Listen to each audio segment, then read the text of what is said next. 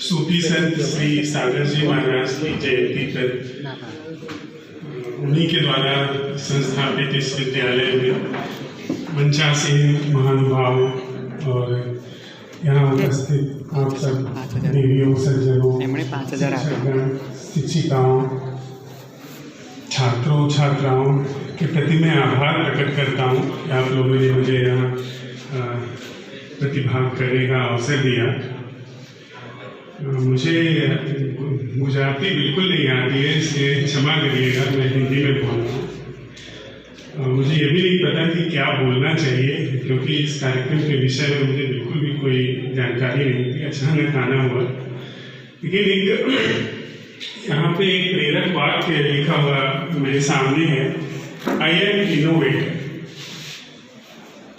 तो शिक्षण के संबंध में मैं जो भी अपने जीवन यात्रा से, अपनी साधना से जो मेरे अंदर समझ आती है, उसको लेकर के मैं कुछ बात जरूर आपके सामने रखना चाहूँगा कि शिक्षा कहीं न कहीं एक उसका स्वरूप यह तो है कि हम ज्ञान दें, हम बच्चों को सिखाएं, उनको जो सूचनाएं नहीं पता है उनको दें, लेकिन वो बहुत छोटा स्वरूप है जो कि हमारी शिक्षण व्यवस्था से अक्सर चूक जाता है।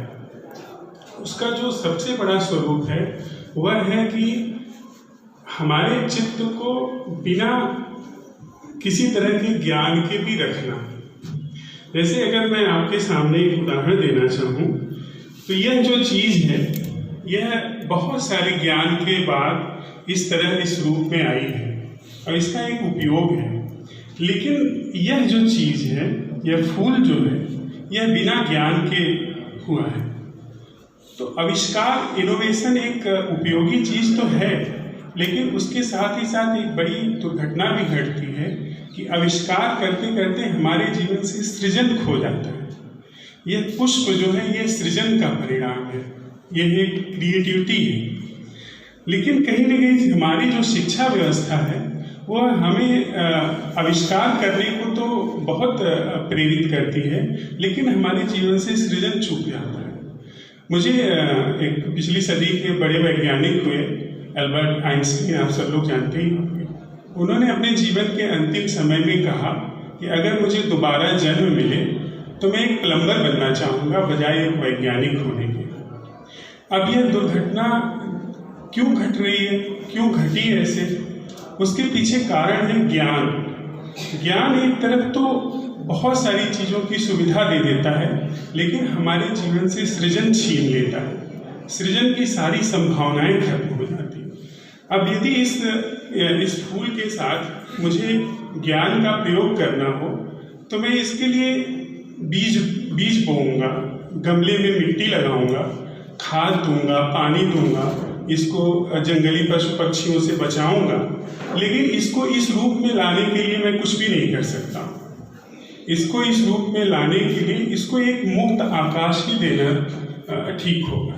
लेकिन हम क्या करते हैं, हम बच्चों को अधिक से अधिक ज्ञान देने की कोशिश करते हैं, जिसका परिणाम क्या होता है, हमारा पूरा चित्त सदैव ज्ञान से भरा रहता है। कभी भी उसमें कोई ऐसा रिक्त आकाश नहीं होता जिसमें कभी आनंद के फूल खिल सके, और जिसका परिणाम हमारा आपका जीवन है। ये चित्त में सदैव विचार चल रहे हैं, विचार यानी ज्ञान, सूचनाएं वे 24 घंटे मशीन की तरह चल रहे हैं, लेकिन कोई भी ऐसी सृजनात्मकता नहीं है जो कि हमारे जीवन में घटित हो रही हो, और वही उसका प्रभाव हमारे जीवन में पड़ता है, हमारे संबंधों पे पड़ता है, हमारे पारिवारिक संबंधों पे, सामाजिक संबंधों पे पड़ता है कि अंदर अंदर कुछ है, बाहर बाहर कुछ है। कटुता है संबंध में, एक तरीके का पाखंड है संबंध में, कहीं से भी हमारे अंदर कोई आनंद का कोई एक सहज खुशनुमा एहसास नहीं। तो मैं आप सब शिक्षकगण से विशेष रूप से निवेदन करना चाहूँगा कि बच्चे, और यह जो मंदिर है शिक्षा का, वह बच्चे के लिए भी, छात्रों छात्राओं के लिए भी और शिक्षक शिक्षिकाओं के लिए भी सीखने का एक ऐसा मंच है जहाँ पर सिर्फ छात्र छात्राएं ही नहीं सीखती हैं, शिक्षक शिक्षिकाएं भी सीखती हैं। शिक्षक और शिक्षिकाओं के पास विज्ञान का ज्ञान है, गणित का ज्ञान है। हम आप बड़े हो जाते हैं तो हमें बहुत सारा ज्ञान हो जाता है, लेकिन बच्चों के पास कुछ ऐसा है जो कि हम खो चुके हैं। बच्चे किसी भी चीज़ को जब देखते हैं तो उसको बिना नाम के देख सकते हैं। जैसे इसी चीज़ को हम लें, इसका अगर कोई हम नाम न दें फिर भी इसका अस्तित्व है, तो बच्चा जब तक उसको हम ये न कहें कि ये गुलाब है या ये फूल है, तब तक बिना नाम के भी इसको देख सकता है। लेकिन हमारे अंदर से वो जो हमारी योग्यता है, बिना ज्ञान के, बिना किसी नाम के, बिना संकेत के, बिना सूचना के, बिल्कुल निर्दोष, जैसे छोटा बच्चा पैदा होता है, निर्दोष आंखों से देखने का वो सद्गुण खो जाता है। तो यदि ये मंदिर अगर सच में पूरी ऊर्जा के साथ, अपनी पूरी संभावनाओं के साथ विकसित हो, तो उसमें शिक्षक भी सीख रहा है बच्चे से और बच्चे सीख रहे हैं शिक्षक से। शिक्षक उसको सिखा तो रहा है कि विज्ञान या गणित कैसे समझाया जाए, लेकिन साथ ही साथ उसका वह क्षेत्र बिल्कुल भी छेड़छाड़ नहीं कर रहा है जिसमें वो किसी फूल को देख रहा है, उड़ती हुई चिड़िया को देख रहा है या बारिश को देख रहा है, उसको बिल्कुल भी छेड़ नहीं रहा है, बल्कि उसके साथ वह सीख रहा है कि कैसे किसी भी चीज़ को बिना ज्ञान के, बिना नाम दिए देखा जाए। और फिर आती है आत्मज्ञान की बात। आत्मज्ञान एक भले कन्वे करने में, किसी को बताने में आत्मज्ञान, ज्ञान शब्द इस्तेमाल किया जाता है, लेकिन आत्मज्ञान वस्तुतः सारे ज्ञानों का अंत है। खुद को जानने के लिए किसी भी सूचना या ज्ञान की आवश्यकता नहीं, और जब तक एक प्रारंभिक रूप से हमें यह शिक्षा न दी जाए कि किस तरीके से बिना ज्ञान के जीवन को देखें, वह जीवन की जो श्रेष्ठतम, मनुष्य जीवन की जो श्रेष्ठतम, जो पराकाष्ठा है, जो उसका पूरी तरह से खिल जाना है, वह कभी भी घटित नहीं होता, वह कभी भी अस्तित्व में नहीं आ सकता। उसके लिए सारी सूचनाओं का अंत करके खुद को जस का तस देखने की अगर हमारे अंदर क्षमता है, तो ही हम आत्मज्ञान की तरफ बढ़ सकते हैं, यानी अपनी श्रेष्ठतम संभावना की तरफ बढ़ सकते हैं। अन्यथा फिर हम सिर्फ और अच्छी से अच्छी मशीनें बना सकते हैं और कुछ नहीं। ऐसे आनंदित लोग, ऐसे आनंदित व्यक्ति, ऐसे आनंदित नागरिक हमारे यहाँ पैदा नहीं हो सकते हैं या रह नहीं सकते हैं, जो कि सच में इस समाज को, मानव जीवन को कोई एक नई ऊंचाई दे सके। और आज आप देखें तो जो लोग सिखाते हैं वो ये सिखाते हैं कि आप क्रोध छोड़िए, लोभ छोड़िए या मोह छोड़िए, लेकिन मेरी दृष्टि में ये सारी चीज़ें संभव नहीं है जब तक आप आनंदित नहीं हैं, जब तक आप सृजनात्मक नहीं हैं।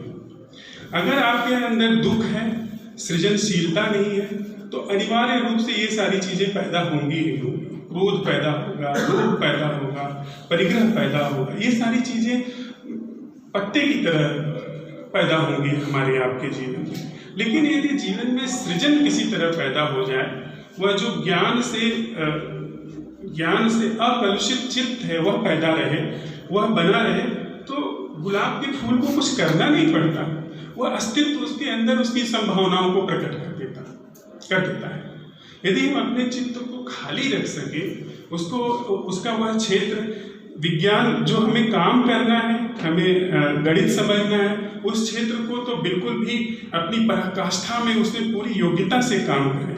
पर वह क्षेत्र जब हम विज्ञान पे काम नहीं कर रहे हैं, जब हमको कहीं जाना नहीं है, हमें नक्शा नहीं खोजना है, जब हम सिर्फ जी रहे हैं या जब हम सिर्फ संबंधों में व्यवहार कर रहे हैं, वहाँ पे पूरी तरीके से ज्ञान स्थगित रहे, तो शायद संबंधों में वह संभावना पैदा हो सकती है जिसे प्रेम कहते हैं, जिसे करुणा कहते हैं। तब हमें ये नहीं करना होगा कि किस तरीके से संबंधों को और अच्छा किया जाए या कैसे जीवन में सुख लाया जाए।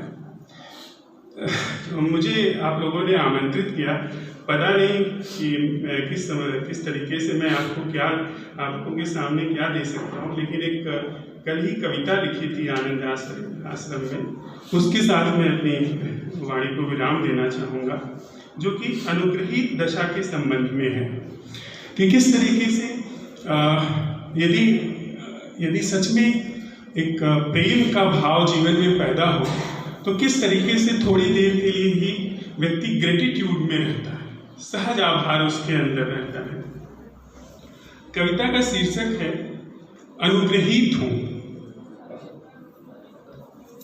यह जो अबाध उमड़ पड़ा है, यह जो अशेष बरस पड़ा है, उसके लिए व्यक्ति हो कि परिस्थिति, जो भी जैसे भी कारण बन पड़ा है, उसके प्रति अनुग्रहित हो। किसी ने सदा के लिए अंतरतम हृदय के द्वार खोले, किसी ने बसाकर निकाला।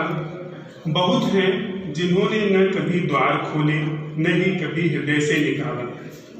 जो हुआ जैसा भी हुआ, उससे वह जो अपने होने का आंगन मिला, अनुग्रहित हो।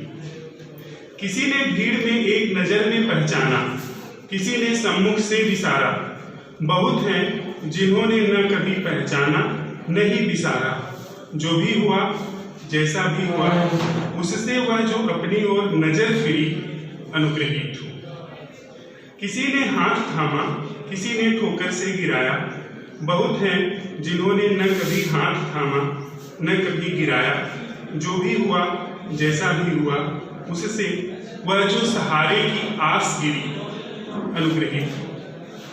किसी के जीवन लीला में मैं पात्र बना, कोई मेरी के पात्र बने। ऐसी बहुत लीलाएं रहीं जिनका मंचन भी मुझसे अछूता रहा। जो भी हुआ जैसा भी हुआ, उससे यह जो लीला मंचन पर दृष्टि गड़ी, अनुग्रहित हो। कितनी राहें दो राहें चौराहे मुझसे गुजरे, कितनों पर मैं गुजरा। बहुत सी राहें दो राहें चौराहे मुझसे बचकर निकल गए, और मैं उनसे। जो भी हो जैसा भी हो, उससे यह जो राह अपनी ओर मुड़ी, अनुग्रहित हो। कभी कभी तो जिसने मिटकर प्रेम किया, उसने ही मिटाकर घृणा की। प्रेम हो कि घृणा, माथे से लगाकर उनसे जो पार निकल सका, अनुग्रहित हो। इसी कविता के साथ मैं अपनी वाणी को विराम देना चाहूँगा। खूब खूब धन्यवाद।